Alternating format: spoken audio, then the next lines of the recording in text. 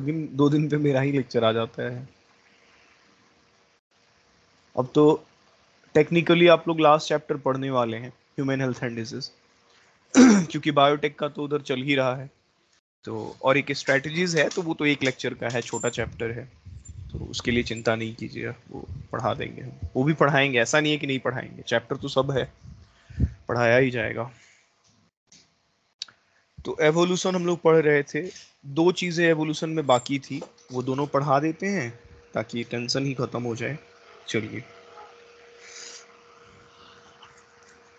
देखते हैं क्या क्या बाकी है। एवोल्यूशन माई नोट्स, स्क्रीन आप लोगों को दिखाई दे रहा है, आवाज मेरी सुनाई दे रही है, तो चलिए फिर पढ़ते हैं। Yes, sir. ठीक है, तो एवोल्यूशन में, अरे यार ये ना बड़ा ही पंगा है। देखिए, एक छोटी सी बात थी जो हम बता देते हैं, पिछले क्लास में ह्यूमन एवोल्यूशन खत्म किए थे। अब हमें क्या जानना है कि हमें और एप्स के बीच में, क्योंकि हमारा एंसेस्टर कॉमन है, हम दोनों का पूर्वज कौन है, ड्रायोइथिकस है, तो ह्यूमंस में और एप्स में कुछ ना कुछ सिमिलैरिटी है। क्या सिमिलैरिटी है हम में और एप्स में, तो ध्यान से सुनिए। सबसे पहले, एप्स में क्रोमोसोम कितना होता है, तो 48, और ह्यूमंस में होता है 46। मतलब हमारा क्रोमोसोम नंबर करीब करीब काफी करीब है। इसके बाद banding pattern of chromosome of human and ape are similar. आपका ह्यूमन का और चिंपैंजी का तीसरा क्रोमोसोम और चिंपैंजी का तीसरा क्रोमोसोम बिल्कुल सिमिलर है। छठा क्रोमोसोम और उनका भी छठा क्रोमोसोम बिल्कुल सिमिलर है, ये सिमिलैरिटी है। डीएनए कंटेंट को अगर आप देखिएगा तो ह्यूमन का डीएनए कंटेंट करीब करीब चिंपैंजी से 100% मिलता है, 94% गोरिल्ला से मिलता है, और 88% रहेसस मंकी से मिलता है। हमारे आरबीसी पे भी ए और बी एंटीजन पाए जाते हैं, और उनके आरबीसी पे भी ए और बी एंटीजन पाए जाते हैं। मतलब हम दोनों के पास एबीओ ब्लड ग्रुपिंग पाया जाता है। तो ये सिमिलैरिटी है हम में, ह्यूमन में एंड एप्स में, ये ध्यान रखिएगा। अच्छा, इसके बाद में आपको ये चैप्टर अब समाप्त हो चुका है, बस यही चीज बताना था, हालांकि ये पिछले क्लास में भी हम बता देते तो अच्छा रहता। एक छोटी सी बात मेरे को और बतानी है, जो मैं बता ही देता हूँ यहाँ पे, ध्यान दीजिएगा। वो हम एनसीईआरटी के समरी से बताना चाहते थे, क्योंकि एनसीईआरटी के समरी में वो चीज़ है। हाँ, ये रहा एवोल्यूशन का समरी, ध्यान दीजिएगा। जब आप एनसीईआरटी से एवोल्यूशन का समरी पढ़िएगा तो समरी आप पढ़ते चलिएगा, जैसे समरी आप अपना पढ़िएगा, लेकिन एक लाइन है, जैसे मैं दिखाता हूं कि, हाँ यहाँ देखिए, among is the stories of evolution of individual species। Her species का, जैसे आपने ह्यूमन स्पीसीज का, ह्यूमंस का एवोल्यूशन पढ़ा, अच्छा हॉर्स का भी एवोल्यूशन अभी पढ़ाएंगे, ह्यूमंस का एवोल्यूशन पढ़ा, हॉर्स का एवोल्यूशन पढ़ा। The story of evolution of modern man is most interesting. Modern man हम लोग हैं, Homo sapiens sapiens, and appears to be parallel evolution of human brain and language. कह रहा है कि ह्यूमन एवोल्यूशन में जैसे जैसे आपके दिमाग का विकास हुआ है, वैसे वैसे आपकी भाषा का विकास हुआ है, और वैसे ही वैसे आप भी इवॉल्व किए हो। ये सब एक दूसरे के पैरेलल है, समानांतर चला है। जैसे जैसे आप आगे बढ़े हो, वैसे वैसे आपका दिमाग डेवलप किया है, इवॉल्व किया है, वैसे वैसे आपकी भाषा इवॉल्व की है। तो ये लाइन इंडिया के करीब करीब हर मेडिकल एंट्रेंस के जो टेस्ट सीरीज होते हैं वहां पूछा जाता है। अच्छा, पैरेलल एवोल्यूशन मैंने कहीं और भी पढ़ाया था, अगर नहीं पढ़ाया है तो जानिए, एनसीईआरटी एक जगह पे और पैरेलल एवोल्यूशन बताता है। मैंने कहा था कि जब एक से ज्यादा एडॉप्टिव रेडिएशन एक ही जगह पे हो तो वो कन्वर्जेंट होता है, याद है मैंने पढ़ाया था। Yes, sir. Yes. जैसे Yes, मैंने sir. कहा था, जैसे मैंने कहा था, एक सीड ईटर चिड़िया, एक सीड ईटर चिड़िया ये सीड खा रही है। मान लीजिए एक चिड़िया क्या खा रही है, फ्रूट खा रही है या लीफ खा रही है, ये लीफ ईटर है।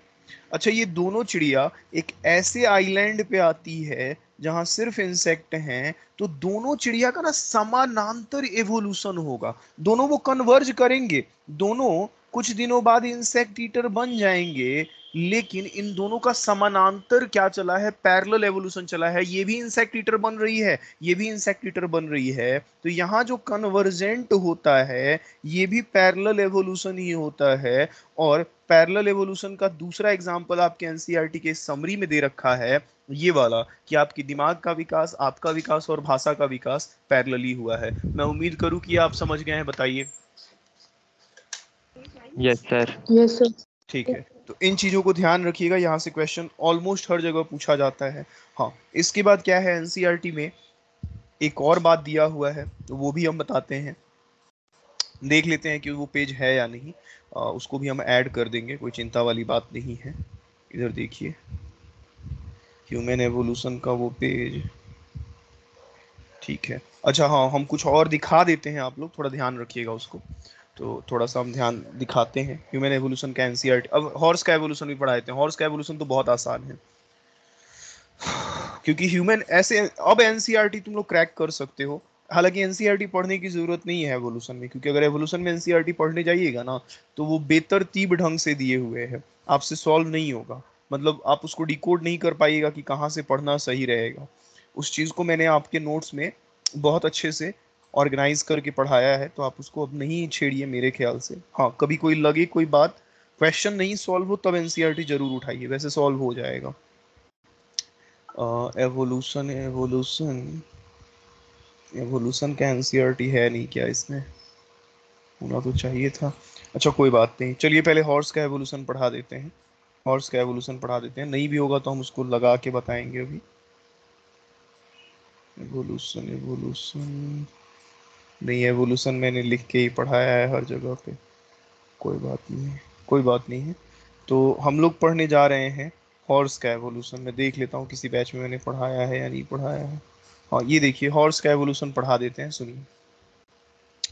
देखिए, हॉर्स का एवोल्यूशन क्या है, यहाँ लिखा हुआ है ऑलरेडी, आपको कुछ करना नहीं है, हम बताते हैं। कुछ नहीं, इसमें ज़्यादा कुछ नहीं करना है। एनसीईआरटी के एक्सरसाइज में क्या कहता है कि जाइए अपने टीचर की मदद लीजिए, दोस्तों की मदद लीजिए, इंटरनेट की मदद लीजिए, और पता कीजिए कि घोड़े का एवोल्यूशन कैसा हुआ है। और वो एवोल्यूशन का क्वेश्चन एम्स में आया, नीट में आया, और एनसीईआरटी में आया, हर जगह आया। हॉर्स की एवोल्यूशन हम लोग पढ़ेंगे। इसमें एक है शब्द फाइलोजेनी। फाइलोजेनी का मतलब होता है किसी भी ऑर्गेनिज्म का एंसेस्ट्रल हिस्ट्री। अगर आप देखो, मेरा नाम अभिनंदन झा है, अब मेरी एंसेस्ट्रल हिस्ट्री कैसे पता चलेगी? तो मेरे फादर का नाम दिलीप झा, मेरे ग्रैंडफादर का नाम धीरेन्द्र झा, मेरे उन ग्रैंडफादर के फादर का नाम कुछ है, राजेंद्र झा। तो इस तरह से जब आप मेरा एंसेस्ट्रल हिस्ट्री देखते हो, मेरे पूर्वजों का इतिहास देखते हो, पढ़ते हो, दिस इज फाइलोजेनी। फाइलोजेनी शब्द क्लियर है, बोलिए। Yes sir. Yes, sir. देखो, हॉर्स में क्या है, सबसे पहले सुनना, बहुत आराम से समझना। हॉर्स में तुम लोगों को बहुत कुछ नहीं याद रखना है। देखो, सबसे पहले हॉर्स में जो स्पीसीज हैं, कौन कौन से स्पीसीज हैं हॉर्स के? तो सबसे इसका पहला स्पीसीज है ईओहिप्पस, दूसरा है मीजोहिप्पस, तीसरा है मेरिकहिप्पस, चौथा है प्लायोहिप्पस, और पांचवा है इक्वस। आप अगर एक चीज का बहुत बारीकी से ध्यान रखेंगे, तो सारे स्पीसीज के नाम में हिप्पस लगा हुआ है, लगा हुआ है हिप्पस, सिवाय इक्वस को छोड़ के देखिए तो। Yes sir. Yes, yes sir. जानते हैं, सिर्फ इसी वजह से एम्स इस क्वेश्चन को पूछा। पूछा इनमें से कौन घोड़े का स्पीसीज नहीं है, और ऑप्शन में सबके नाम में हिप्पस था, एक इक्वस भी था। तो बच्चा को लगा कि हिप्पस वाला तो घोड़े का ही स्पीसीज होगा, इक्वस को बच्चा लोग टिक कर देता था कि ये नहीं है। तो इक्वस भी घोड़े का स्पीसीज है, ये ध्यान रखिएगा, भले इसके नाम में हिप्पस नहीं है, लेकिन ये है। देखो, घोड़े में जो सबसे पुराना घोड़ा था, वो घोड़ा था ईओहिप्पस। ये ईओहिप्पस सिर्फ 40 सेंटीमीटर का था, बकरी के जैसा था। अच्छा, इसीलिए इसको डॉन हॉर्स कहते हैं, पहला उगता हुआ हॉर्स, जो पहला घोड़ा था। इसके बाद आया, देखो हॉर्स में क्या हुआ है ना, ट्रांसफॉर्मेशन, स्पेसिएशन हुआ है। ईओहिप्पस ही जैसे हमारे पूर्वज अब नहीं है, वही हम में बदलते गए हैं। तो ईओहिप्पस बदल गया मीजोहिप्पस में, ये थोड़ा सा साइज बढ़ा 60 सेंटीमीटर का। इसके बाद मीजोहिप्पस से बना मेरिकहिप्पस 100 सेंटीमीटर का, मेरिकहिप्पस से बना प्लायोहिप्पस, और प्लायोहिप्पस से बना इक्वस, जिसको हम लोग 150 सेंटीमीटर का मानते हैं, और ये मॉडर्न हॉर्स है। इनके कॉमन नाम किस पीरियड में थे ये सब नहीं याद रखना है। ध्यान रखना है कि घोड़ों के एवोल्यूशन में क्या हुआ है।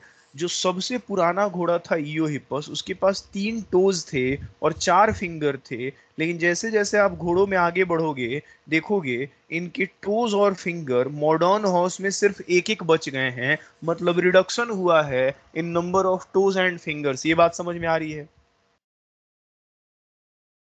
Yes, Yes, sir. sir. अच्छा, जो घोड़ों का दांत था स्पेशली मोलर टीथ की बात की जाए, तो मोलर टीथ के ऊपर कोई रफनेस नहीं थी। अगर कोई रफनेस नहीं है तो हम कहेंगे नो सेरेसन। जैसे जैसे ये घोड़े आगे बढ़े, इनको घास चरना था, पता चला घास पकड़ा, घास फिसल गया ग्रिप नहीं मिलने की वजह से, तो धीरे धीरे इनके मोलर टिथ पे ग्रेजिंग के लिए, ग्रिप के लिए सेरेशंस यानी फोल्डिंग्स आए। तो घोड़े के मोलर टिथ पे आगे देखोगे वेल डेवलप्ड सेरेशन देखने को मिलेगा। शुरुआती घोड़ों में सेरेशन नहीं था, कोई रफनेस नहीं था, लेकिन धीरे धीरे सेरेशन बढ़ते गया। कोई दिक्कत? No, sir. तो घोड़ों के इवोल्यूशन में सिर्फ इतना ध्यान रखना है कि घोड़ों के स्पीसीज का नाम क्या है। सारे घोड़ों के स्पीसीज के नाम में हिप्पस लगा होगा सिवाय इक्वस को छोड़ के। एवोल्यूशन के कोर्स में इनका साइज बढ़ा है, टोज और फिंगर्स घटे हैं, दांतों पे रफनेस यानी सेरेशन बढ़ा है। कोई दिक्कत? No, sir. और बगल में मैंने फोटो लगा रखा है, वो छोड़ दीजिए, आपके काम का नहीं है। तो हो गया, ये था घोड़े का एवोल्यूशन। एम्स नीट हर जगह पे पूछा जा चुका है। चलें आगे। Yes, sir. Yes, sir. ठीक है, Yes, sir. अब आपका ये चैप्टर हो चुका है समाप्त। एनसीईआरटी कोना कोना आपके सारे क्वेश्चन सॉल्व हो जाएंगे। अब हम लोग पढ़ेंगे हमारा नया chapter, that is human health and disease. तो ह्यूमन हेल्थ एंड डिजीज हम स्टार्ट करते हैं। एक काम करते हैं, सबसे पहले हम जरा पहले अटेंडेंस भेज देते हैं ताकि उससे मुक्त हो जाए, उस टेंशन से। तो 1 मिनट का हमको वक्त दीजिए। कुछ पूछना चाहते हैं तो आप लोग पूछिए तब तक।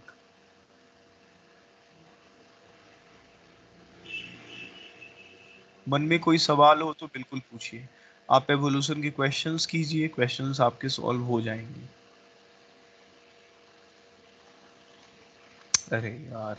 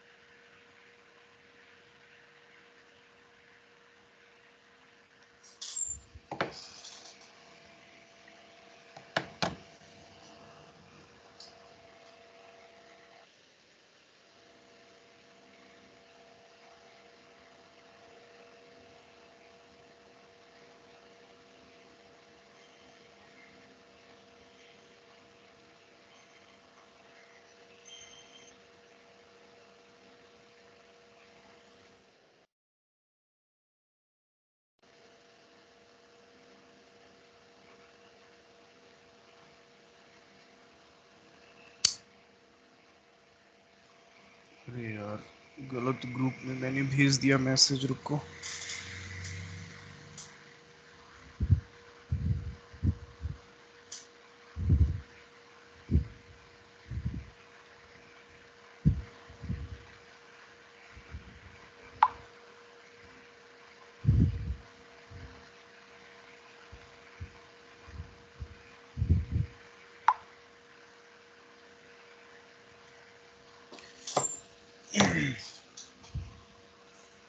एक सेकेंड आप लोग रुकिए। हाँ, कोई दिक्कत है तो आप लोग जरूर पूछिए, पूछ लीजिए जो भी दिक्कत है।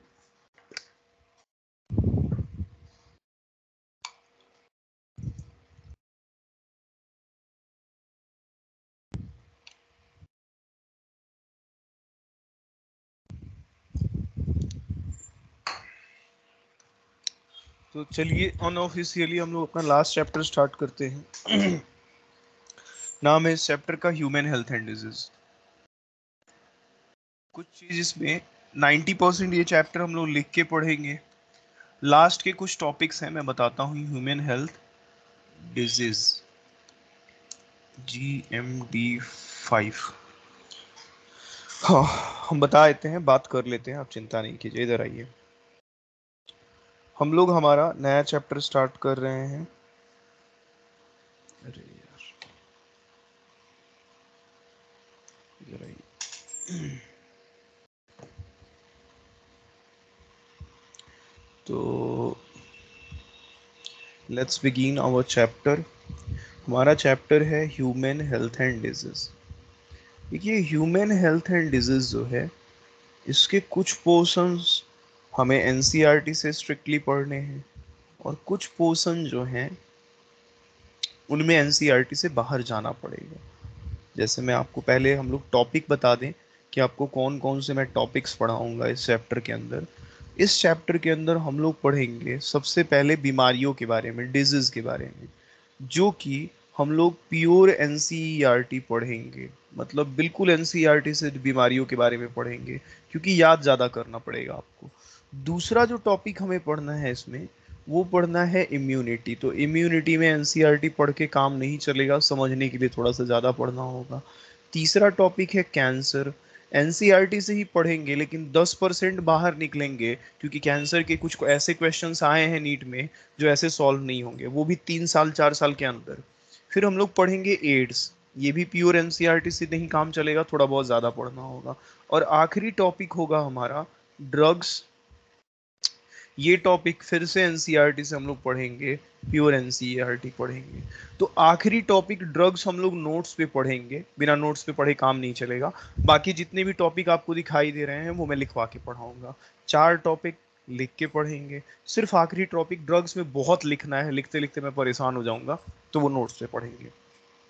चलिए, तो हम लोग शुरू करते हैं हमारा चैप्टर। नाम है ह्यूमन हेल्थ एंड डिजीज। देखिए, हेल्थ के बारे में सबसे पहले मैं बात करूं कि आखिर हेल्थ क्या है, तो कहता है कि आप जानते हैं हेल्दी होने का, अगर हम शारीरिक रूप से फिट हैं, बहुत अच्छे दिख रहे हैं, तो क्या हम हेल्दी हैं? नहीं, हम हेल्दी नहीं हैं। हो सकता है हम सुशांत सिंह राजपूत जैसे हो, मेंटली डिप्रेस्ड हो। तो सिर्फ शारीरिक रूप से फिट होना डज नॉट मीन कि आप हेल्दी हैं। पता चला शारीरिक रूप से ठीक है, दिमाग भी अच्छा है, लेकिन सामाजिक नहीं है, पड़ोसी से लड़ाई कर रहे हैं, रोड पे चलते हुए लोगों को गालियां दे दे रहे हैं, मारपीट कर रहे हैं, तो आप एक अच्छे सोशल बीइंग भी नहीं है। इसका मतलब हेल्दी किसे कहते हैं? ये एक अवस्था है, it is a state of complete well being. Complete well being का मतलब क्या होता है? आपको हर मामले में जो है क्या होना पड़ेगा? वेल बीइंग होना पड़ेगा। दैट इज क्या? That is physical. आपको फिजिकली भी फिट होना पड़ेगा। उसके बाद मेंटल। उसके बाद अगर बात करें एंड सोशल वेल बीइंग, मतलब ये एक स्टेट ऑफ माइंड है जिसमें आपको फिजिकली, शारीरिक रूप से, मेंटली, दिमागी रूप से और सोशली भी वेलबींग होना होगा। आपकी एनसीईआरटी लिखता भी है कि बीमारी फ्री होना, आपके शरीर में कोई बीमारी नहीं है, इसका कतई ये मतलब नहीं है कि आप बीमार नहीं हैं। Absence of disease does not mean healthy, means healthy. तो मैं उम्मीद करूं कि हेल्थ का डेफिनेशन आप समझ पाए हैं, बताइए। Yes, sir. Yes, sir. Yes, sir.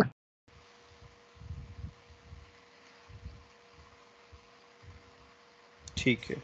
अब एक बात समझिए, एनसीईआरटी के अंदर कुछ कुछ छोटी छोटी चीज़ें पढ़ा रखा है, उन चीज़ों को मैं बताता हूँ। ध्यान दीजिएगा। एक टर्म है जो एनसीईआरटी के अंदर दिए हुए हैं। पूछा है फादर ऑफ मेडिसिन कौन थे, वो दिए हुए हैं, अपना दिए हुए हैं, कुछ कुछ ज्ञान दिए हुए हैं। तो मैं बताऊं, एनसीईआरटी के अंदर फादर ऑफ मेडिसिन बताए हुए हैं हिप्पोक्रेट्स को। ठीक है, हिप्पोक्रेट्स ही माने जाते हैं मेडिसिन के फादर। और वो बिलीफ रखते थे इंडियन आयुर्वेदा में। ही हैज बिलीफ इन, उनकी मान्यता थी, वो मानते थे इंडियन आयुर्वेदा को। He has belief in Indian Ayurveda. इसमें बीच की हिस्ट्री में नहीं पढ़ा रहा हूँ, क्योंकि हिस्ट्री पढ़ के कोई फायदा नहीं है। सिर्फ जान लीजिए कि आपके क्वेश्चंस जहाँ से पॉसिबिलिटीज हैं एनसीईआरटी से, वो पढ़ा दे रहे हैं। ध्यान दीजिएगा, उनका मानना ये था, ही believed, he has belief in Indian Ayurveda. और वो क्या मानते थे,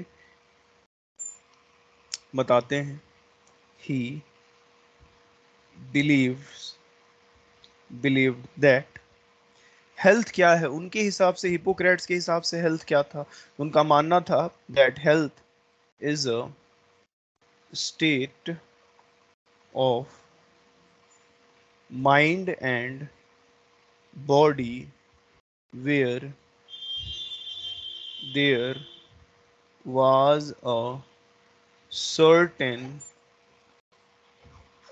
where there was a balance of balance of certain humor humours. देखिए हिपोक्रेट्स साहब का मानना था कि आप हेल्दी तब हैं जब आपके शरीर में कुछ ह्यूमर्स का बैलेंस हो। कौन कौन से ह्यूमर्स का, तो सुनिए।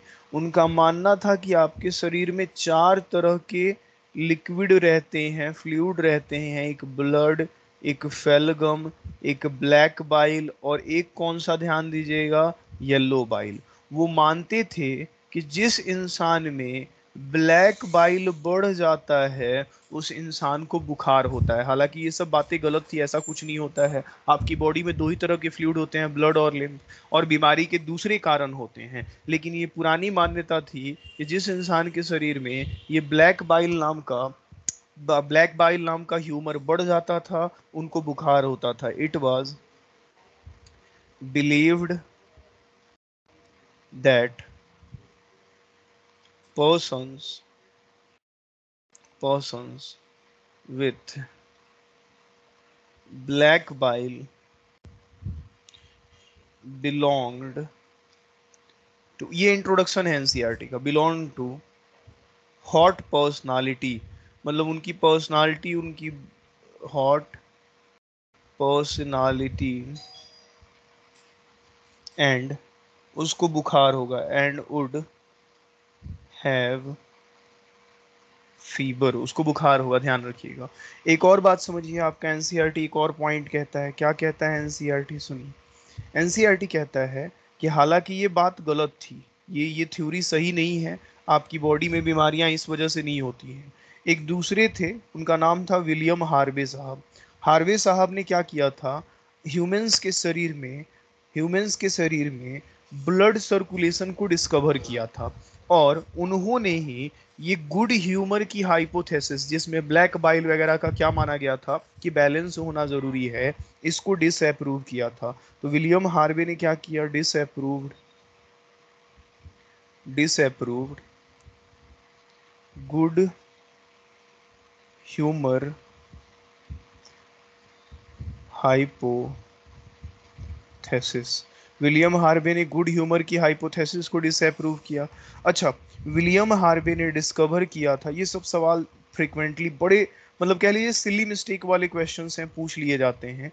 विलियम हार्वे ने ब्लड सर्कुलेशन को भी डिस्कवर किया था। अब कैसे डिस्कवर किया था, इन सब की कहानी बड़ी है, हमारा टाइम वेस्ट होगा, इसलिए हम उस पर नहीं बात करेंगे। हमारा सवाल यहाँ से बन जाएगा, सारे सवाल यहीं से बन जाएंगे, आप बस इसको एक बार रीड करोगे सवाल बन जाएगा।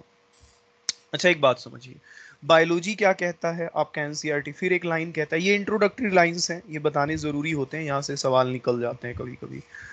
बायोलॉजी कहता है कि आपका दिमाग जो है वो आपके इम्यून सिस्टम को अफेक्ट करता है, न्यूरल सिस्टम और एंडोक्राइन सिस्टम के थ्रू, और वो आपके हेल्थ को मेंटेन करता है। अब जैसे मान लीजिए आप टेंशन ज्यादा ले रहे हैं तो आपके शरीर में स्ट्रेस हार्मोन्स बढ़ेंगे, तो आपका ब्रेन सोचा ज्यादा आपने दिमाग से, शरीर में एंडोक्राइन सिस्टम ने एक हार्मोन बढ़ा दिया और उसकी वजह से आपको कोई बीमारी हो जाएगा, डायबिटीज हो जाएगा। आप दिमाग से हेल्दी हैं, आपकी बॉडी में अच्छे हार्मोन्स रिलीज हो रहे हैं, अच्छे न्यूरोट्रांसमीटर न्यूरॉन्स रिलीज करते हैं, और आप हेल्दी रहते हैं। कहते नहीं है, everything is controlled by our will power, जैसा हम सोचते हैं वैसे ही हम होते हैं। गलत तरह से सोचिएगा, मेंटली इल रहिएगा, तो आपके शरीर में हॉर्मोन्स का डिसबैलेंस होगा, निगेटिव न्यूरोट्रांसमीटर्स या कह लीजिए इनहिबिटरी न्यूरोट्रांसमीटर्स बढ़ेंगे, तो लोग डिप्रेशन में भी चले जाते हैं। एनसीईआरटी फिर से कहता है, biology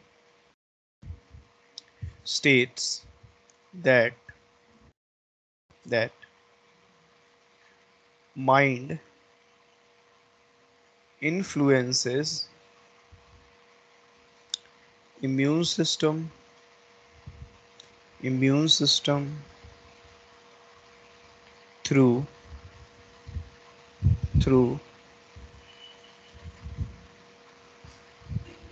neural system and endocrine system, and this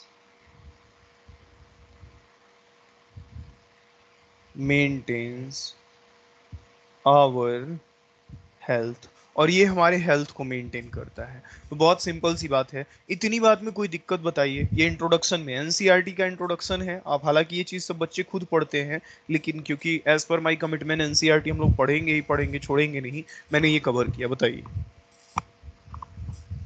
Yes, sir. ठीक, अब आते हैं आगे, इस चैप्टर में आगे बढ़ते हैं। चैप्टर का नाम है ह्यूमन हेल्थ।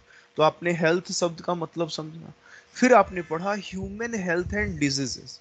तो आखिर ये डिजीज क्या होता है, बीमारी क्या होता है, इसके डेफिनेशन पे हम लोग आते हैं। अब बीमारी क्या होता है बताने की जरूरत नहीं है। जब भी आपके शरीर का एक या उससे ज्यादा ऑर्गन्स का फंक्शन अफेक्टेड हो जाए, जिसकी वजह से आपके शरीर में कई साइंस और सिम्टम्स नजर आए, मैं कहूंगा कि आप हेल्दी नहीं हैं। when the functioning when the functioning of one or more organs or systems of body is adversely affected, characterized by various signs and symptoms, we say we are not healthy. हम कह सकते हैं कि हम लोग healthy नहीं है। बताइए, ये बात समझ में आया सबको? हेल्दी का, हेल्थ का डेफिनेशन, सॉरी डिजीज का डेफिनेशन बताइए। Yes, sir. ठीक है, ठीक है। इसके बाद बात करें तो बीमारी होता किससे है? बीमारी होता है तरह तरह के माइक्रो ऑर्गेनिजम्स से, चाहे कोई वायरस हो, बैक्टीरिया हो, कोई प्रोटोजुआ हो। तो ये बीमारी करने वाले जो एजेंट्स हैं हमारे शरीर में, उन्हीं को हम लोग कहते हैं, क्या कहते हैं? पैथोजेंस कहते हैं। तो डिजीज कॉजिंग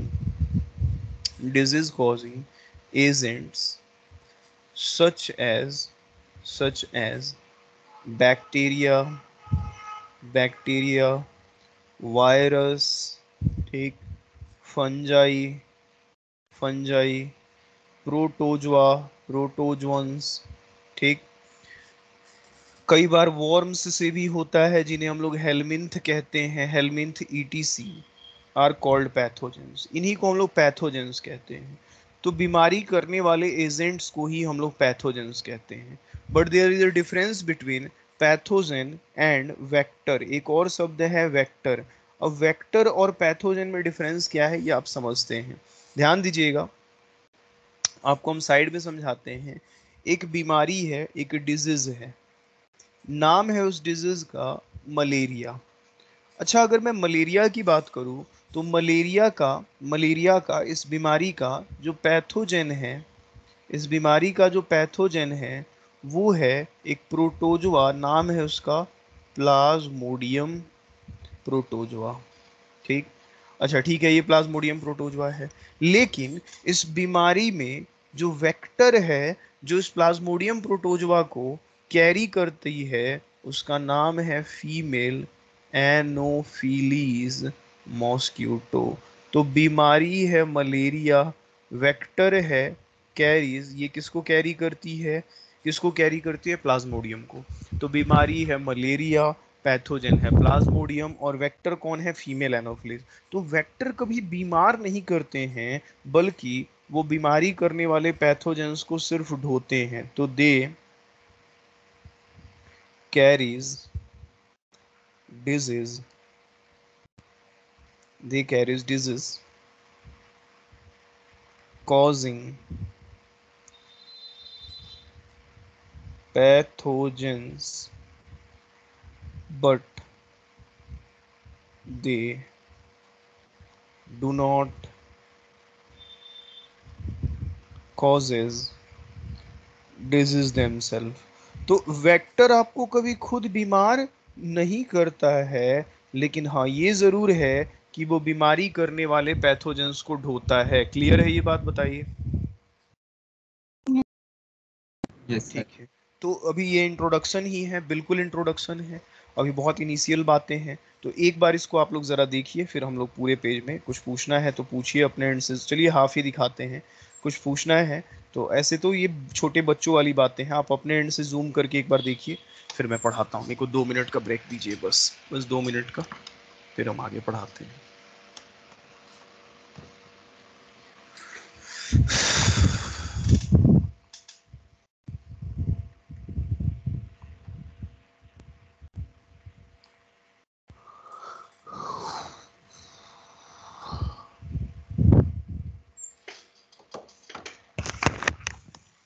हम आते हैं 2 मिनट।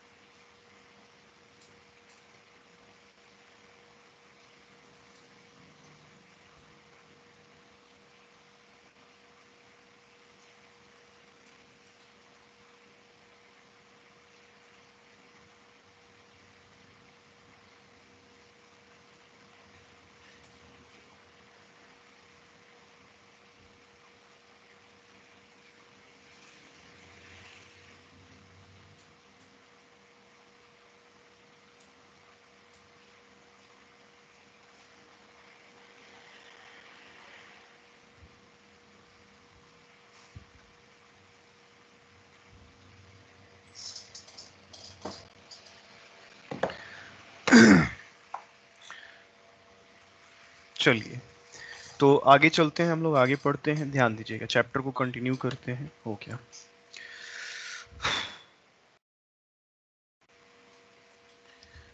देखिए आगे हम लोगों को पढ़ना है, ध्यान दीजिएगा। सामान्य तौर पे जो डिजीज होता है वो दो तरह का होता है। कुछ ऐसे डिजीज होते हैं, ये स्ट्रिक्टली एनसीईआरटी अभी पढ़ा रहे हैं, एज पर माय कमिटमेंट ये डिजीज एनसीईआरटी से पढ़ाएंगे। कुछ ऐसे डिजीज होते हैं जो जन्मजात होते हैं। जो भी जन्मजात डिजीज होते हैं वो कंजनाइटल कहलाते हैं, बाय बर्थ होते हैं। कुछ ऐसे डिजीज होते हैं जो आप अपने लाइफ टाइम में एक्वायर करते हो, उन्हें एक्वायर्ड कहते हैं आफ्टर बर्थ।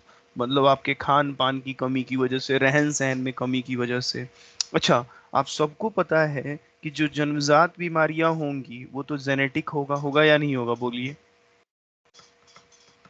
Yes, sir. और जो एक्वायर्ड डिजीज है वो दो तरह का होता है। अगर मैं बात करूं एक्वायर्ड डिजीज दो तरह का कौन कौन सा होता है, तो एक होता है कम्युनिकेबल, एक होता है कम्युनिकेबल, जिसे आप इन्फेक्शियस भी बुलाते हो, ध्यान रखिएगा। और एक होता है कम्युनिकेबल के अलावा एक जो बीमारी होती है वो होती है नॉन कम्युनिकेबल। जो नॉन कम्युनिकेबल डिजीज होता है ये नॉन इनफेक्शियस होता है, ध्यान रखिएगा। अच्छा, इसके बाद अगर मैं बात करूं कि नॉन कम्युनिकेबल डिजीज और कम्युनिकेबल डिजीज कौन है, तो नॉन कम्युनिकेबल डिजीज कई है। जैसे आपके पड़ोसी को अगर डायबिटीज हुआ है तो ऐसा थोड़ी ना है कि डायबिटीज फैलता है। किसी को अगर हाइपरटेंशन की बीमारी है, हाई बीपी की बीमारी है, तो वो फैलता थोड़ी ना है। तो जो बीमारियां नहीं फैलती हैं वो नॉन कम्युनिकेबल हैं। लेकिन कम्युनिकेबल डिजीज दो तरह के अगेन होते हैं। एक होता है कॉन्टेजियस। कॉन्टेजियस जो है डायरेक्ट कांटेक्ट के थ्रू फैल जाता है, ध्यान दीजिएगा। जैसे एड्स, एड्स में डायरेक्ट कांटेक्ट के थ्रू फैलता है। और कुछ बीमारी होते हैं जो नॉन कॉन्टेजियस होते हैं। अभी आप देखे थे कोरोना, वो भी कॉन्टेजियस है। नॉन कॉन्टेजियस एजेंट्स के थ्रू फैलते हैं। जैसे आपके अगर दोस्त को डेंगू हुआ है तो डेंगू आपको फैलेगा नहीं। ऐसा नहीं है कि उससे गले मिल रहे हैं तो भाई डेंगू हो गया, नहीं। अब उसको अगर मच्छर काट के आपको काटेगा तब डेंगू होगा, मतलब एजेंट के थ्रू होगा। तो कॉन्टेजियस जो है वो होता है through direct agent, through direct contact ये फैलता है, ध्यान रखिएगा। जबकि नॉन कॉन्टेजियस की बात करूं तो थ्रू ये होता है कॉजिंग एजेंट्स के थ्रू होता है। अब कॉन्टेजियस में आप एड्स लिख लीजिए और नॉन कॉन्टेजियस में डेंगू लिख लीजिए या मलेरिया लिख लीजिए, कोई भी लिख लीजिए। हाँ, इसके बाद अब हम लोग बढ़ेंगे आगे कि हमारी बॉडी में किस किस पैथोजन से हमें बीमारियां होती हैं। एक एक करके अब एनसीईआरटी के बीमारियों को पढ़ेंगे। तो डिजीज में जो है हम लोग सबसे पहले पढ़ेंगे बैक्टीरिया से होने वाले डिजीज, बैक्टीरियल पढ़ेंगे। दूसरा हम लोग पढ़ेंगे वायरस से होने वाले वायरल। तीसरा हम लोग पढ़ेंगे प्रोटोजुआ से होने वाले प्रोटोजोवन। चौथा हम लोग पढ़ेंगे हेलमिंथिक डिजीज। हेलमिंथिक बोले तो वॉर्म से होने वाले डिजीज, ध्यान रखिएगा। हेलमिंथिक मतलब वॉर्म से होने वाले बीमारी। और पांचवा हम लोग पढ़ेंगे फंगल डिजीज। तो एक एक करके अब हम शुरू करते हैं डिजीज के बारे में आपको पढ़ाना। अच्छा, आप लोगों को क्या मन है, एनसीईआरटी वाले ही बीमारी पढ़ने का या एनसीईआरटी से ज्यादा भी पढ़ना है बीमारी, बताइए। Sir NCERT. हाँ ठीक है, एनसीईआरटी पढ़ना है क्योंकि बीमारी वाले डिजीज वाले पोर्शन में एनसीईआरटी से आता है। पढ़ाने के लिए सिर्फ बैक्टीरियल में 10 बीमारी हो जाएगा, वायरल में 7-8 हो जाएगा। बाकियों का मैं नाम लिख दूंगा, सिर्फ सिम्टम वगैरह किसी दूसरी बीमारी का नहीं पढ़ाएंगे।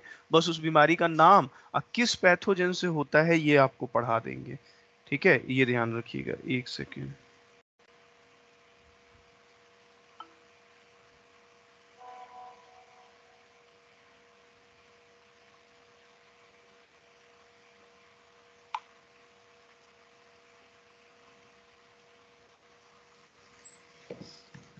तो चलिए हम लोग शुरू करते हैं सबसे पहले बैक्टीरियल डिजीज। तो हेडिंग डाल लेते हैं हम, बैक्टीरियल डिजीज।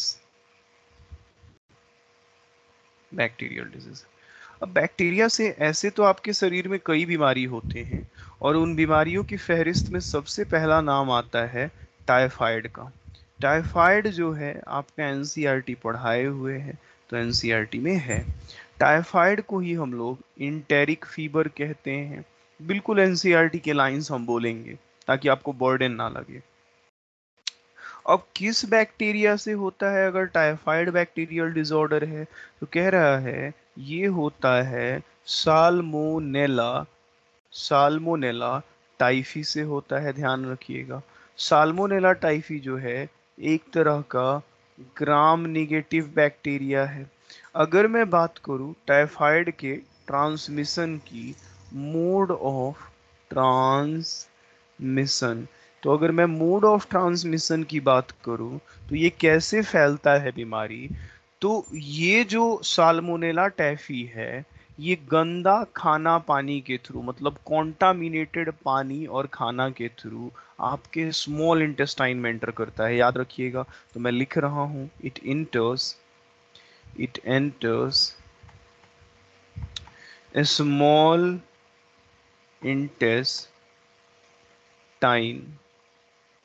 बैक्टीरिया है ये, small intestine through through contaminated food, contaminated food and water, and from there, और वहां से ये माइग्रेट करता है, एंड फ्रॉम देयर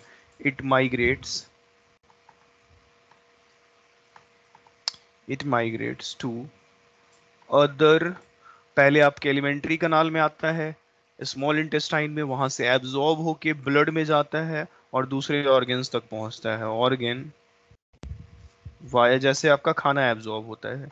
तो ध्यान रखिएगा, ये कहानी है इसकी। सिम्टम्स क्या है, लक्षण क्या है ये बीमारी जब आपको होगा तो ध्यान रखिएगा, सिम्टम्स आपको एनसीईआरटी वाले थोड़े ध्यान रखने पड़ेंगे। हर बीमारी का कुछ ना कुछ स्पेशल सिम्टम होगा, वो सिम्टम अगर आप माइंड में रखिएगा तो वो बीमारी आसानी से क्रैक हो जाएगा।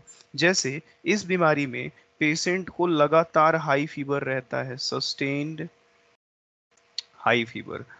बॉडी का टेम्परेचर 37 होना चाहिए, लेकिन इस बीमारी में 39 से लेके 40 डिग्री के आसपास टेम्परेचर मिलेगा।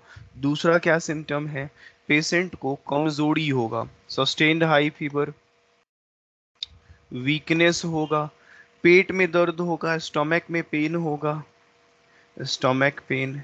उसके बाद बात करें तो कब्ज की समस्या हो जाएगी, खाना ठीक से नहीं पचेगा, कॉन्स्टिपेशन। उसके बाद क्या प्रॉब्लम होगा, हेडेक होगा पेशेंट को, ध्यान रखिएगा। उसके बाद क्या होगा, भूख नहीं लगेगा, लॉस ऑफ एपेटाइट। उसके बाद क्या प्रॉब्लम होगा, कुछ सीवियर केस में ये बैक्टीरिया इस पर्सन के इंटेस्टाइन में छेद करने लगता है, मतलब धीरे धीरे उसको खाने लगता है इंटेस्टाइन को। तो ये भी एनसीईआरटी लिखता है, इन जिसकी वजह से मौत भी हो सकती है, इन severe cases of intestinal perforations death में अकर, मौत भी हो सकती है, डेथ में अकर। अगर किसी को टाइफाइड हुआ है तो फिर कैसे कंफर्म किया जाएगा, तो ध्यान रखिएगा, अगर ये पैथोजन आपकी बॉडी में आएगा तो नो डाउट आपकी बॉडी में इस पैथोजन के अगेंस्ट एंटीबॉडीज बनेंगे, क्योंकि ये बाहरी है। तो उसी एंटीबॉडी को हम लोग टेस्ट में ढूंढ लेते हैं कि कहीं टाइफाइड के पैथोजन के अगेंस्ट एंटीबॉडी तो नहीं बना है। फिलहाल आप बस इस टेस्ट का नाम जान लीजिए, एनसीईआरटी में है, विडाल टेस्ट। आपको आगे भी पढ़ाएंगे कि एड्स में कंफर्मेटरी टेस्ट अलग होता है, एचआईवी इन्फेक्शन में तो एलाइसा वगैरह होता है, या फिर वेस्टर्न ब्लॉटिंग टेस्ट होता है। तो ये इस तरह की चीज़ों को ध्यान रखिएगा, ये कंफर्मेटरी टेस्ट है, विडाल टेस्ट। हाँ, एक कहानी है जो एनसीईआरटी के अंदर दिए हुए है टाइफाइड के बारे में, वो मैरी मेलोन के बारे में दिया गया है। एक महिला थी, नाम था, पेशे से वो कुक थी, नाम था उनका मैरी मेलोन।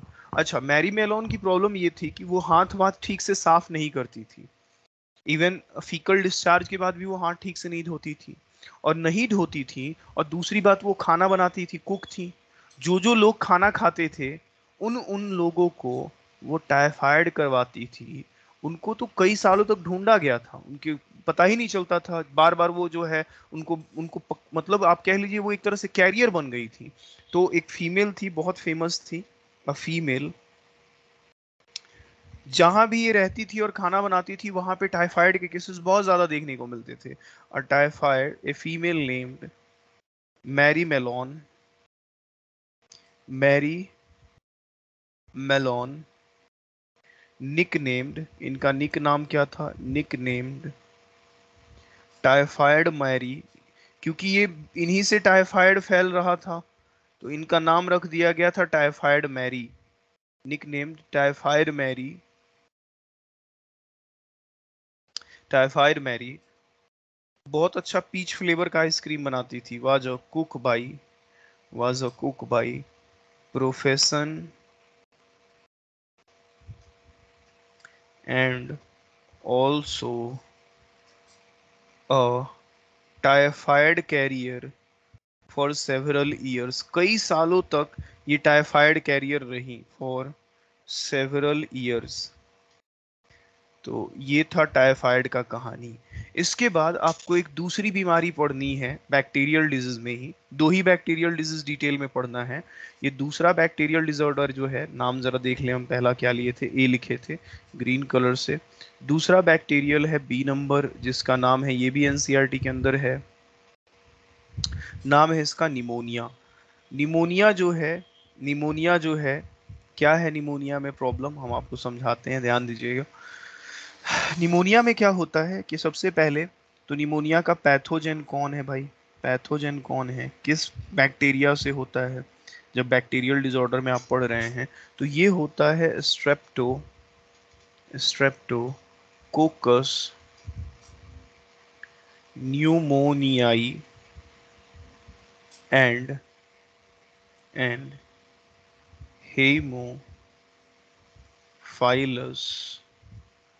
इन्फ्लुएंजाई। स्ट्रेप्टोकोकस निमोनियाई और हेमोफाइलस इन्फ्लुएंजाई नाम के पैथोजन से होता है। अगर मैं इसके ट्रांसमिशन की बात करूं कि ये फैलता कैसे है, तो ध्यान दीजिएगा, खांसने छींकने से फैलता है। मतलब ये बैक्टीरिया, अगर किसी को निमोनिया हुआ है और वो खांस रहा है और उसके ड्रॉपलेट्स को, हवा में मौजूद कणों को आप इनहेल कर लेते हैं, या उसके छुए हुए, मान लीजिए रुमाल है उसी में छींके हुए है उसको आप यूज कर ले रहे हैं, कहीं ग्लास है उसी पे छींके हुए है, तो उसको अगर आप यूज कर ले रहे हैं तो होता है। तो बाय इनहेलिंग ड्रॉपलेट्स ड्रॉपलेट्स या एरोसोल्स और even sharing glasses and utensils from infected person।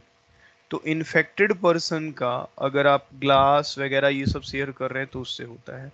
अच्छा, इस बीमारी में ये जो पैथोजन है, इसके टारगेट में आपकी बॉडी का कौन सा ऑर्गन रहता है, तो ध्यान दीजिएगा, इसमें एल्व्यूलाई के अंदर क्या होता है, इन्फेक्शन, और एल्व्यूलाई में एल्व्यूलर फ्लूइड बढ़ जाता है, उसकी वजह से सांस लेने में दिक्कत होती है, कफिंग होता है, फीवर होता है। तो इन्फेक्शन कहाँ होता है, इन्फेक्शन occurs in एल्वियोलाई, ध्यान रखिएगा, एल्वियोलाई में होता है।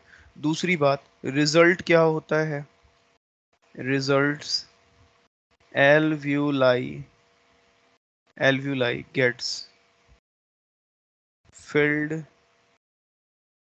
विद फ्लूइड, एल्वियोलाई में फ्लूइड भर जाता है। इसकी वजह से क्या होता है, पेशेंट को सांस लेने में दिक्कत होती है, causing severe problems in respiration respiration fever, खांसी होता है, कफ होता है एंड हेडेक भी होता है। तो ये प्रॉब्लम्स होते हैं, ध्यान रखिएगा, आपको ये सिम्टम्स याद रखने होंगे। अच्छा, कई बार अगर एल्व्यूलाई में क्या हो गया है, ध्यान रखिएगा, अगर एल्व्यूलाई के अंदर पानी बढ़ गया है तो ब्लड में ऑक्सीजन कम जाएगा। ब्लड में अगर ऑक्सीजन कम जाएगा तो ब्लड में CO2 बढ़ता है। CO2 बढ़ने की वजह से एक्सट्रीम केसेस में पेशेंट को ब्लू बेबी सिंड्रोम देखने को मिलता है, मतलब नाखून, फिंगर, नेल, लिप ये सब नीला पड़ने लगता है। इसके सीवियर केसेस में, इन सीवियर केसेस, लिप्स,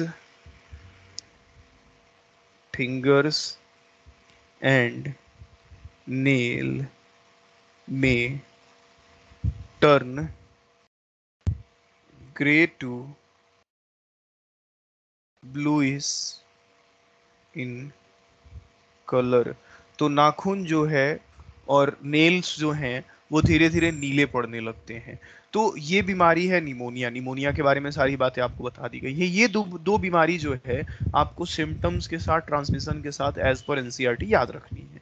हाँ, कुछ और भी बैक्टीरियल डिसऑर्डर्स हैं बिल्कुल, जिनके मैं सिर्फ बीमारी का नाम लिखूंगा और पैथोजेन, और अगर वेक्टर का नाम होगा तो वो लिख देंगे। सिम्टम, ट्रांसमिशन याद नहीं कीजिएगा। इवन बस इतना जान लीजिएगा कि हाँ ये बैक्टीरिया से होने वाला बीमारी है, और कुछ नहीं याद रखिएगा। जैसे बैक्टीरिया से होने वाली बीमारी में तीसरा नाम हम बताएं आपको तो वो है प्लेग। प्लेग को ही हम लोग कहते हैं बबोनिक प्लेग। बबोनिक प्लेग जानते हैं, प्लेग में पेशेंट का शरीर काला पड़ जाता है और काला पड़ने के बाद मौत होती है। होती थी, अब नहीं होती है। इसलिए इसको हम लोग क्या कहते हैं, ब्लैक डेथ कहते हैं। प्लेग जिस बैक्टीरिया से होता है उस बैक्टीरिया का नाम है यर यर्सिनिया पेस्टिस बैक्टीरिया। अच्छा, इस बैक्टीरिया की कहानी ये है कि इस बैक्टीरिया का कोई ना कोई, ध्यान दीजिएगा, वेक्टर है। और इसका वेक्टर कौन है तो वो जानिए आप। इसका वेक्टर जो है वो है जिनोप्साइला। जिनोप्साइला एक तरह का अर्थ्रोपोडा है। जिनोप्साइला एक तरह का कीड़ा है, अर्थ्रोपोडा है। चूहों के शरीर पे पाया जाता है। जब एक चूहा मरता है तो ये जो जिनोप्साइला है उड़ता है और उड़ के दूसरे चूहे को ढूंढ रहा होता है, उसकी बॉडी पे जाके बैठ जाता है और इस बैक्टीरिया का एक जगह से दूसरे जगह ट्रांसमिशन करता है। बीच में अगर आप आ जाइएगा तो आप ही के शरीर पे बैठ जाएगा और आपकी बॉडी में इस बैक्टीरिया को पहुंचा देगा। इस वजह से आपका शरीर जो है धीरे धीरे उसमें, जैसे आर्म्स के नीचे मांस का बड़ा सा टुकड़ा ग्रो करना शुरू करता है। शुरू में वो टुकड़ा लाल होता है, बाद में काला पड़ने लगता है और पर्सन की डेथ हो जाती है। लेकिन क्योंकि नहीं पढ़ना है तो हम लोग नहीं जानेंगे, एनसीईआरटी में नहीं है, कोई इसके बाद की कहानी नहीं। दूसरी बीमारी है बैक्टीरियल डिजीज, ही अभी चल रहा है। नाम आप जानिए सारे बैक्टीरियल डिजीज का, पैथोजेन का नाम जानिए। रुक जाइए, जो दूसरी, हाँ सर हाँ हाँ, बताइए बताइए तो बताइए। इसके पैथोजन पे क्वेश्चन आ सकता है कि कौन से? हाँ, पैथोजेन पे आता है, मैच दी फॉलोइंग वगैरह में कभी कभी पूछ लिया जाता है। इवन आप प्रीवियस ईयर भी करोगे ना तो 5%, 10%, 5% छोड़िए, डिजीज के कई क्वेश्चंस आपको तंग कर देंगे। मतलब होता है ना, ये एक जनरल नॉलेज टाइप बातें हैं, समझ रहे हो, क्योंकि मेडिकल के स्टूडेंट हो तो जीके टाइप तो बात आपको याद ही रखना पड़ेगा। अच्छा, ये बीमारी इससे होता है, ये बीमारी इससे होता है, इतने इस वजह से पूछा जाता है, फ्रीक्वेंटली पूछ लिया जाता है। इसके ऊपर सिलेबस बैरियर काम नहीं करता है कि नहीं एनसीईआरटी में नहीं दिया है तो नहीं पूछा जाएगा। कई बार पूछ लिया जाता है, जैसे जनरलाइज्ड बातें होती है ना जो आपको जानना चाहिए, उस वजह से। तो उसी वजह से हम उतना ही बता रहे हैं जिससे आपका सवाल बन जाएगा प्रीवियस ईयर का भी, किसी भी एग्जाम के अंदर पूछा गया हुआ, उतना ही डेटा हम आपके सामने रख रहे हैं। और अब तो शायद नहीं पूछा जाए, अब तो सिलेबस बैरियर है, लेकिन फिर भी कभी कभी 10% चांस होगा। आप सिर्फ बीमारी का नाम याद रखो, पैथोजन का नाम याद रखो, हो गया। नहीं भी याद रखोगे तो काम चल जाएगा। टीबी जो है कॉक्स डिजीज कहलाता है, ये भी बैक्टीरियल है। किस बैक्टीरिया से होता है तो ये होता है mycobacterium tuber tuber tuberculosis, ऐसे नहीं आएगा, लेकिन हाँ प्रीवियस ईयर आपके सवाल बनने चाहिए। हाँ अच्छा, टीबी के लिए वैक्सीन का नाम याद जरूर रखिए, क्योंकि वैक्सीन पूछा जाता है टीबी का, टीबी का वैक्सीन पूछा जाता है। टीबी के लिए जो वैक्सीन अवेलेबल है उसका नाम है बीसीजी का टीका। ध्यान दीजिएगा, देखिए कई ऐसे वैक्सीन होते हैं जो एक वैक्सीन दिया जाता है लेकिन कई बीमारियों से छुटकारा मिल जाता है। ये जो वैक्सीन है ये सिर्फ टीबी के लिए है, फॉर टीबी ओनली। तो इसमें बीसीजी का फुल फॉर्म क्या है? देखिए, बी मतलब ये बैक्टीरिया के अगेंस्ट है, बैसिलस। सी मतलब, ध्यान दीजिएगा, दो लोग थे जिन्होंने इस वैक्सीन को बनाया था, एक का नाम था कालमेट और एक का नाम था ग्यूरीन। उन्होंने, कालमेट और ग्यूरीन साहब, ये दोनों साइंटिस्ट थे, उन्हीं लोगों ने इस बैक्टीरियल पैथोजन के अगेंस्ट इस वैक्सीन को तैयार किया था। बीसीजी का टीका बहुत इंपॉर्टेंट है, पूछा जाता है। तो इतनी बात में कोई तकलीफ बताइए? No, sir.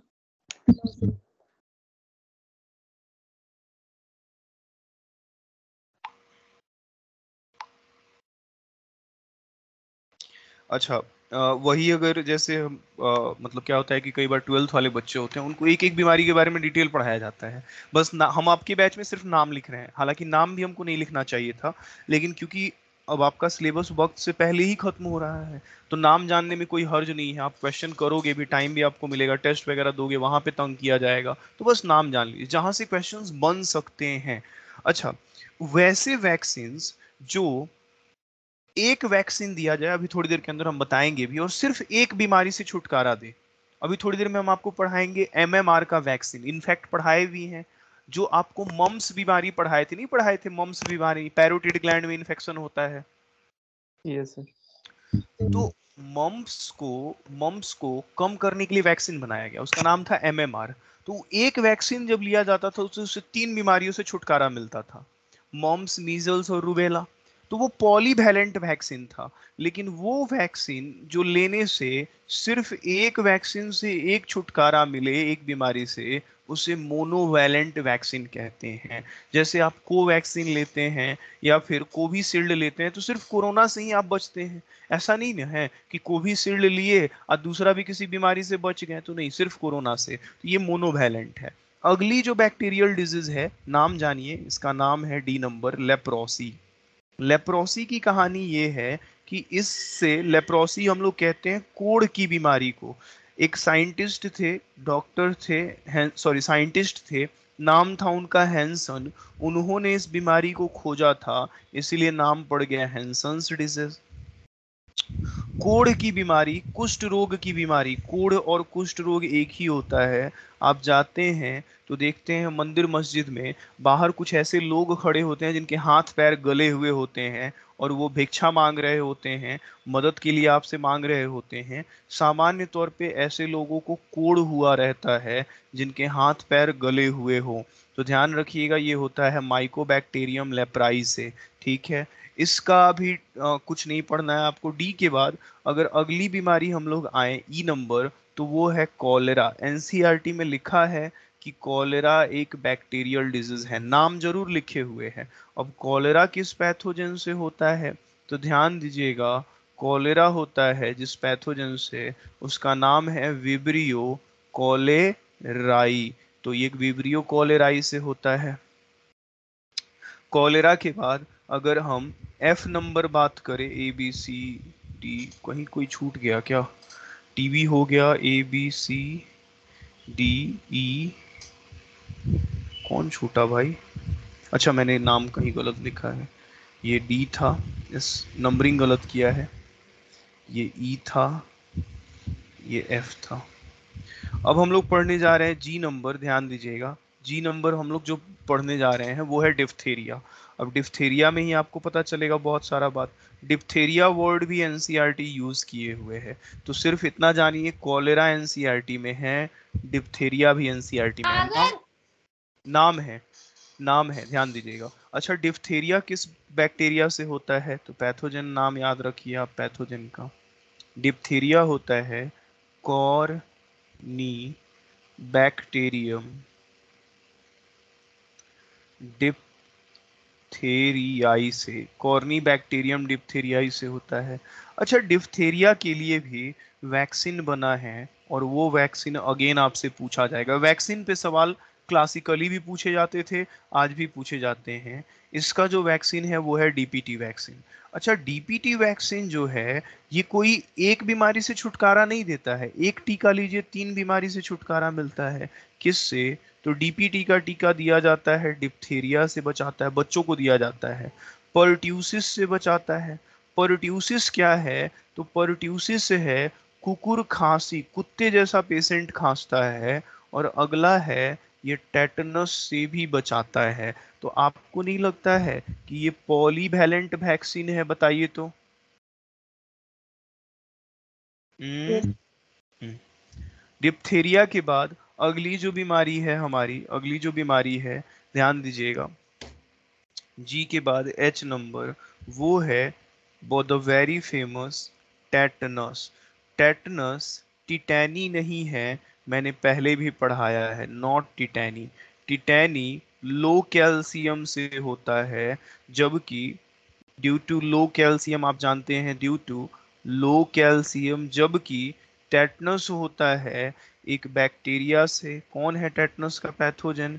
तो सुनिए, टेटनस का पैथोजन है क्लोस्ट्रीडियम, क्लोस्ट्रीडियम टिटैनी। अच्छा, ये बैक्टीरिया बहुत खतरनाक बैक्टीरिया है। आपको पता है ये बैक्टीरिया घोड़ों के इंटेस्टाइन में, पेट में, बिना घोड़ों को नुकसान पहुंचाए कई दिनों तक रहता है, और घोड़े की जो लीद होती है उसके साथ ये बाहर आ जाता है।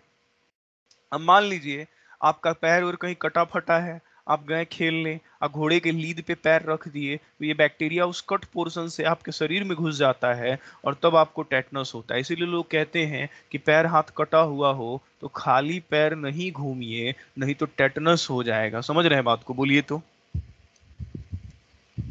Yes. Yes. टिटैनी आप कहाँ पढ़ चुके हैं? सी, लोकोमोशन एंड Moments. मूवमेंट। ठीक है, तो लोकोमोशन एंड मूवमेंट में हम ही पढ़ाए थे, और तब कहे भी थे। इसके बाद एक आखिरी बैक्टीरियल डिजीज है, आई नंबर, उसी को अभी अभी हम कह भी रहे थे, वो है वूपिंग कफ। इसमें पेशेंट जो है कुत्ते की तरह खांसता है, इसी को हम लोग कहते हैं परट्यूसिस। कभी कुत्ते को खांसते हुए देखे हैं? मतलब वो अलग तरीके से थोड़ा सा खांसता है, वैसा पेशेंट खांसता है। ये जो बीमारी है, ये किस बैक्टीरिया से होता है? तो पैथोजन का नाम याद रखिए, ये होता है बोर्डेटेला परट्यूसिस। बोर्डेटेला परट्यूसिस से होता है। तो आपके लिए मैंने करीब करीब सारे बैक्टीरियल डिजीज जो हैं एक जगह पे इकट्ठा करके लिख दिए हैं। कोई दिक्कत, कोई तकलीफ बताइए, No, sir. बताइए। No, sir. ठीक है, तो हमारा काम इतने से हो जाएगा। अब 2 मिनट का हमको ब्रेक दीजिए, फिर पढ़ाते हैं। अगर कुछ पूछना है तो आप पूछ सकते हैं, तब तक हम पानी वानी पी लेते हैं।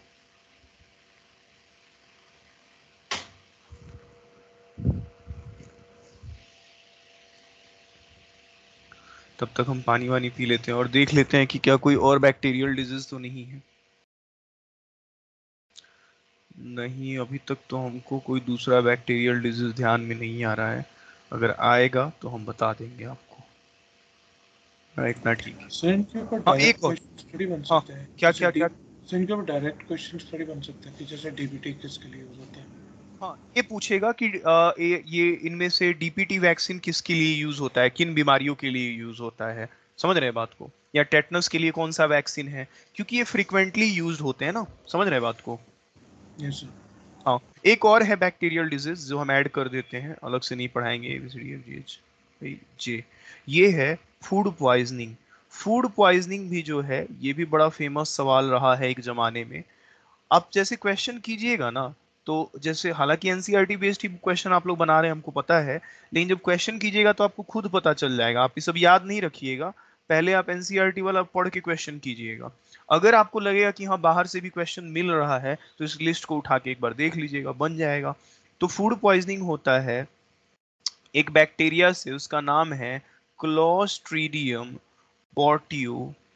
Botulinum bacteria. तो फूड पॉइजनिंग जो है क्लोस्ट्रीडियम बोट्यूलिनम बैक्टीरिया से होता है। ये रही फूड पॉइजनिंग की कहानी और ये रहा हमारा सारा बैक्टीरियल डिजीज। बैक्टीरिया के बाद हम आपको वायरल डिजीज पढ़ाएंगे, तो हमको 1 मिनट का वक्त दीजिए, 2 मिनट थोड़ा पानी वानी पी लेते हैं फिर पढ़ाते हैं। स्क्रीन हम छोटा कर देते हैं, मन करे तो आप अपने एंड से एक बार तब तक देखिए। सर इनमें डिजीज के हमें सारे पैथोजेंस पूछे हैं या सिम्टम्स वगैरह? पहले तो ये याद रखना है कि ये पूछेगा इनमें से कौन बैक्टीरियल डिजीज नहीं है, ठीक है। ऐसे तो तुम्हें सिर्फ टाइफाइड निमोनिया याद रखना है, लेकिन उसके साथ साथ इन सब का नाम पता होना चाहिए कि ये बैक्टीरियल डिसऑर्डर है, समझ रहे हो। उसके बाद एम्स जैसे पेपर अगर होते तो एक्सट्रीम लेवल पे इनके पैथोजन का नाम पूछता, अब नहीं, अब नहीं। लेकिन जैसे नाम जाने, हम सिर्फ चाहते तो लिख देते कि कुछ अदर बैक्टीरियल डिसऑर्डर ये हैं, बस नाम जान लो, एक बार क्वेश्चन करके देखना, नहीं दिक्कत होगी। नाम नहीं भी याद रखोगे पैथोजन का तो भी कोई दिक्कत नहीं है, ठीक है।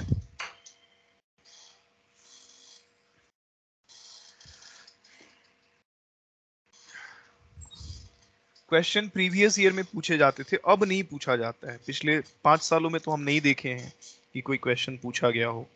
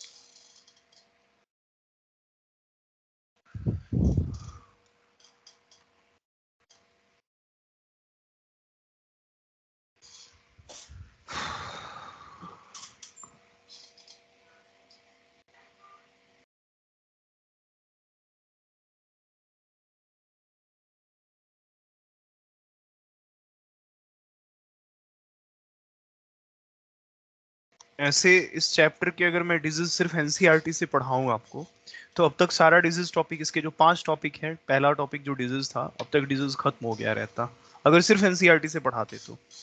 क्योंकि बहुत ज्यादा है नहीं एनसीईआरटी में, 2-3 पन्नों में सारा डिजीज समेट दिए हुए हैं।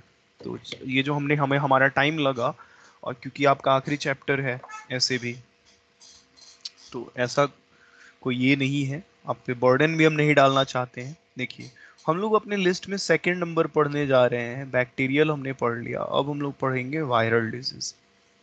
वायरल डिजीज में अगेन आपको मेरे ख्याल से तो एक ही वायरल डिजीज पढ़ना है, बाकियों का नाम ही जानना है। हाँ, नाम बता देते हैं हम आपको। ये जो वायरल डिजीज है जो आपको पढ़ना है, उसका नाम है कॉमन कोल्ड। कॉमन कोल्ड को ही हम लोग राइनाइटिस कहते हैं। कहीं पे भी आइटिस शब्द अगर है, उसका मतलब इन्फ्लामेशन। एक वर्ड है राइनो, राइनो का मतलब होता है नोजल पैसेज। नाक में इन्फ्लामेशन से सांस लेने में दिक्कत होगी, आइटिस का मतलब इन्फ्लामेशन। जब आपको सांस लेने में तकलीफ हो किसी वायरस की वजह से, तो यही बीमारी कहलाती है कॉमन कोल्ड या राइनाइटिस। कौन है इसका पैथोजन, तो आपको किस पैथोजन से ये कॉमन कोल्ड होता है, तो नाम है उसका राइनो वायरस। राइनो वायरस की खासियत ये है कि ये वायरस आपके लंग को इन्फेक्ट नहीं करता है, जैसा आपने निमोनिया में देखा था कि बैक्टीरिया आपके लंग को इन्फेक्ट कर रहा था। लेकिन ये वायरस लंग को नहीं छूता है, ये सिर्फ गले के ऊपर इन्फेक्शन करता है, अपर रेस्पिरेटरी ट्रैक इन्फेक्शन है, यूआरटी है, यूआरटीआई है, अपर रेस्पिरेटरी ट्रैक इन्फेक्शन। और फैलता कैसे है? तो किसी को जुकाम हुआ है, छींक रहा है, तो आपको भी हो जाएगा, ये वायरस आपकी बॉडी में भी आ जाएगा। कहने का मतलब है through inhalation of droplets from coughing or sneezing, or also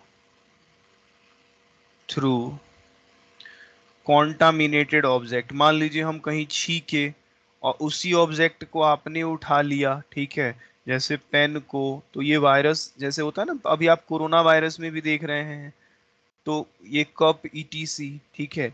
इस तरह की बीमारियां जो कॉन्टामिनेटेड ऑब्जेक्ट को छूने से होती हैं, उन्हें फोमाइट बॉर्न डिजीज कहते हैं। ध्यान रखिएगा, बहुत फेमस सवाल है, इंपॉर्टेंट है कि फोमाइट बॉर्न बीमारी किसको कहते हैं, जो कॉन्टामिनेटेड ऑब्जेक्ट के छूने से हो। अच्छा, इस बीमारी में आपको सिम्टम्स क्या देखने को मिलेंगे, तो सुनिए। सिम्टम्स में ये बीमारी जो है आपके सिर्फ नाक को और रेस्पिरेटरी पैसेज को, रास्ते को इन्फेक्ट करता है, लंग को नहीं। तो it infects nose and respiratory passage but not lungs. तो लंग्स को इन्फेक्ट नहीं करता है, ध्यान रखिएगा। अच्छा, इस बीमारी को हम लोग कहते हैं upper respiratory tract infection. It is upper respiratory मतलब लंग के ऊपर। Pneumonia upper respiratory tract infection नहीं है, उसमें लंग इन्फेक्ट होता है, ये ध्यान रखिएगा। अपर रेस्पिरेटरी ट्रैक इन्फेक्शन, तो ये बीमारी अपर रेस्पिरेटरी ट्रैक इन्फेक्शन है।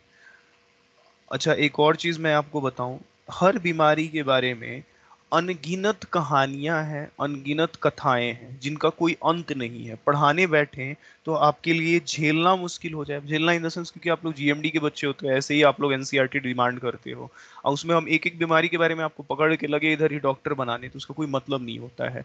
हम इसीलिए स्ट्रिक्टली एनसीईआरटी के शब्द को चुन चुन के लिखते हैं। आपने बायोटेक में इस चीज को ऑब्जर्व किया, आपने एवोल्यूशन के अंदर ऑब्जर्व किया, इस चैप्टर में भी मेरा मेरा सिर्फ इतना इंटेंशन है कि आपका एनसीईआरटी पे कमांड हो, आपका नीट क्वालिफाई हो। ये नहीं कि बस हम पकड़ के पढ़ाने के लिए हम पढ़ाते हैं। अगर आपको यकीन नहीं है तो मैं ओआईएमआर के बैचेस में एक एक बीमारी पे आधे आधे घंटे भाषण देते हैं, अब बैठ के उस बीमारी, कौन सा एंटीबायोटिक यूज करेगा, कौन सा दवाई यूज करेगा, क्या ट्रीटमेंट है, क्या पता कैसे किया जाएगा, ये सब पढ़ाया जाता है। वो भी अब कम किए हैं, लेकिन जीएमडी में नहीं, जीएमडी के बच्चों के लिए नहीं, फिर वो परेशान हो जाते हैं बच्चे। ऑलरेडी कम टाइम में बहुत कुछ याद करना होता है, तो एक फॉर्मेलिटी के तौर पे आप इन चीजों को याद रखिए कि नाक जाम हो जाएगा, नोजल कंजूसन होगा, गले में खिसखिस होगी, हॉरेसनेस देखने को मिलेगा, ठीक है, आवाज में भारीपन देखने को मिलेगा, कफ होगा, खांसी होगी, थोड़ा थकान फील होगा, टायर्डनेस होगा और हेडेक होगा, बस इतना होगा, ठीक है, ये इतना होगा। इसके बाद और भी कई सारे हमारे वायरल डिजीज हैं, जिनका फिर से मैं सिर्फ नाम लिखूंगा। अब दूसरे वायरल डिजीज आपको पढ़ने नहीं है, सिर्फ नाम जानना है। एक है इन्फ्लुएंजा। इन्फ्लुएंजा को ही हम लोग फ्लू कहते हैं। फ्लू भी एक तरह का वायरल डिजीज है। कॉमन कोल्ड में और फ्लू में सिर्फ इतना फर्क होता है कि कॉमन कोल्ड में आपको सिर्फ जुकाम खांसी होता है, लेकिन फ्लू में बदन में भी दर्द होता है और आपको बुखार भी हो जाता है। जबकि कॉमन कोल्ड में बुखार नहीं होता है, आप सुड़ सुड़ करते रहिएगा, आपको छींक आते रहेगा, बुखार नहीं देखने को मिलता है। जबकि अगर फ्लू हुआ रहता है तो बुखार भी हो जाता है, बॉडी में, बदन में भी दर्द होता है, ध्यान, अरे यार, बदन में भी दर्द रहता है। ये इन्फ्लुएंजा हो गया। इन्फ्लुएंजा के बाद अगर हम नेक्स्ट बीमारी की बात करें, सी नंबर, तो वो है पोलियो। पोलियो ये भी एक तरह का वायरल डिजीज है, पोलियोमाइलाइटिस। हाँ, पोलियोमाइलाइटिस में आपको जानना है कि पोलियो का पैथोजन कौन है। तो अगेन अगर पोलियो के पैथोजन की हम लोग बात करते हैं तो ये भी एक वायरस से होता है, वो पोलियो वायरस से होता है, आरएनए वायरस है, उसमें भी सिंगल स्टैंडर्ड आरएनए वायरस है। क्लियर है। आगे आते हैं डी नंबर, अगर हम देखें डी नंबर देखें तो डी नंबर में हो जाता है, हाँ एक बात याद रखिए, एक एनसीईआरटी की लाइन है जो बहुत इंपॉर्टेंट है, एनसीईआरटी की है, इंपॉर्टेंट है पोलियो के बारे में। कहता है आपका एनसीईआरटी कि करीब करीब पूरी दुनिया के अंदर से पोलियो को इरेडिकेट किया जा चुका है, कंप्लीटली नहीं, नियरली। एक और बीमारी है चिकन पॉक्स, प्रोबेबली चिकन या स्मॉल पॉक्स, मैं थोड़ी देर में पढ़ाऊंगा, उसको पूरी तरह से दुनिया से खत्म किया जा चुका है। चेचक वो अब नहीं होता है। तो पोलियो के बारे में कहा गया कि पोलियो जो है अब करीब करीब पूरी दुनिया से खत्म किया जा चुका है। पोलियो ये शब्द है एनसीईआरटी के, is nearly eradicated from world, करीब करीब इरेडिकेट किया जा चुका है। पोलियो का ट्रीटमेंट क्या है? तो 2 बूंद दवा पीजिए, पोलियो का दवा, ओरल पोलियो वैक्सीन। इसके बाद है अगली बीमारी जिसे हम लोग कहते हैं डेंगू फीवर। ये भी वायरल डिजीज है, इसी को हम लोग बैकबोन फीवर भी कहते हैं। बैकबोन फीवर सबका मतलब है, लेकिन आप क्या कीजिएगा जान के। ये जो है किस पैथोजन से होता है पहले तो वो जानिए।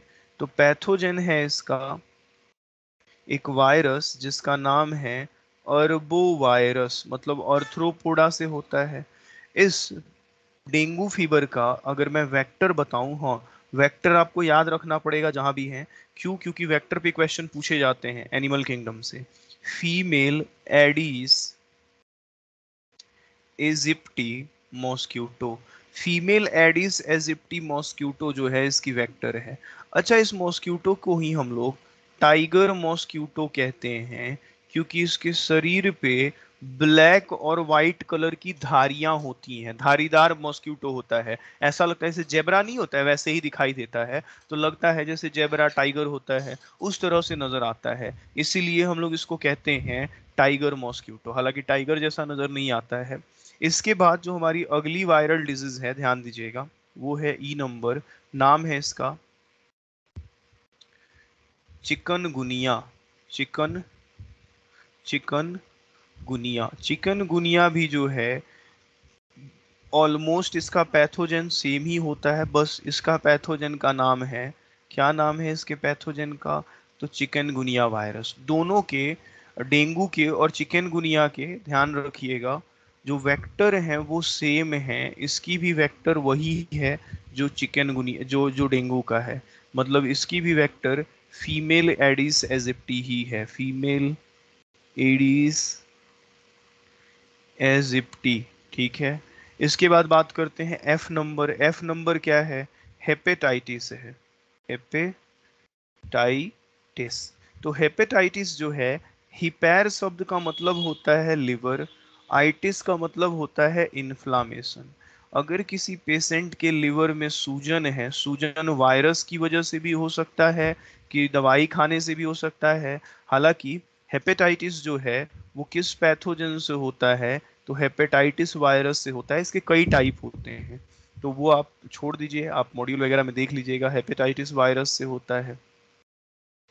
इसके बाद अगर हम लोग बात करें तो इसमें आ जाता है स्मॉल पॉक्स। स्मॉल पॉक्स की अगर बात करें तो स्मॉल पॉक्स में मैं बात भी कर रहा था कि करीब करीब जो है दुनिया से पूरी तरह से इरेडिकेट किया जा चुका है। तो स्मॉल पॉक्स है। स्मॉल पॉक्स का पैथोजन कौन है? इसका पैथोजन है वेरियोला वायरस। Variola virus. आप नाम नहीं भी याद रखेंगे तो काम चलेगा, ये बात याद रखिए कि करीब करीब स्मॉल पॉक्स को पूरी दुनिया से मिटाया जा चुका है। It has been, it has been, करीब करीब नहीं पूरी तरह से, it has been eradicated, eradicated from the world. इस बीमारी को दुनिया से खत्म किया जा चुका है। ठीक है। वैक्सीनेशन ड्राइव चला के आप देखते हैं पोलियो के टारगेट होते हैं, टारगेट लोग नहीं पूरा कर पाता है तो कार्रवाई भी होता है। इसके बाद क्या है? चिकन पॉक्स है, H, chicken pox. Chicken pox किससे होता है? तो सुनिए, चिकन पॉक्स होता है, इसका पैथोजन कौन है? तो चिकन पॉक्स का पैथोजन है वेरिकेला जूस्टर। ये वेरिकेला जूस्टर है। इसके बाद अगर मैं बात करूं चिकन पॉक्स के बाद, तो चिकन पॉक्स के बाद जो अगली बीमारी है वो है कौन सा नंबर था? ABCDEFGH, एच के बाद आई नंबर। आइए, आई नंबर में आ जाता है मीजल्स। मीजल्स को ही हम लोग रूबेला कहते हैं, रूबेला डिजीज कहते हैं। इसका पैथोजन है, कौन है pathogen? Rubella virus. Rubella virus से ये होता है। इसके बाद है मम्प्स। मम्प्स को ही हम लोग कहते हैं, पैरोटिड ग्लैंड में इन्फेक्शन होता है तो इसको कहते हैं इन्फेक्शियस पैरोटाइटिस। इन्फेक्शियस पैरोटाइटिस कहते हैं। किससे होता है? तो by paramyxo virus. Paramyxo virus से होता है, ध्यान रखिएगा। अच्छा, इसके बाद है आखिरी हमारा HIJ नंबर, ये है रेबीज। रेबीज में आप पेशेंट में देखेंगे कि उसको पानी से डर लगता है, हाइड्रोफोबिया देखने को मिलता है, पानी से डरता है। किस वायरस से होता है? तो बाई रैबिडो वायरस। रैबिडो वायरस। तो ये था कहानी सारे वायरल डिजीज का। मैंने नाम लिख दिया है। अगले दिन हम लोग प्रोटोजोअन हेलमिंथिक खत्म करेंगे और फंगल डिजीज खत्म करेंगे। इनफैक्ट इम्यूनिटी भी शुरू हो जाएगा। एनसीईआरटी से सिर्फ मलेरिया हमें पढ़ना है डिटेल में। तो मैं PDF अपलोड कर देता हूँ। आज की क्लास इतनी ही। कुछ पूछना चाहते हैं तो बेशक आप पूछिए। कुछ पूछना चाहते हैं तो पूछ लीजिए, नहीं तो आज की क्लास इतनी ही है। मैं PDF भेज देता हूँ। ठीक है, चलिए, थैंक यू ऑल। ठीक, thank you all, have a good day. ठीक ठीक। Thank you. Thank you sir.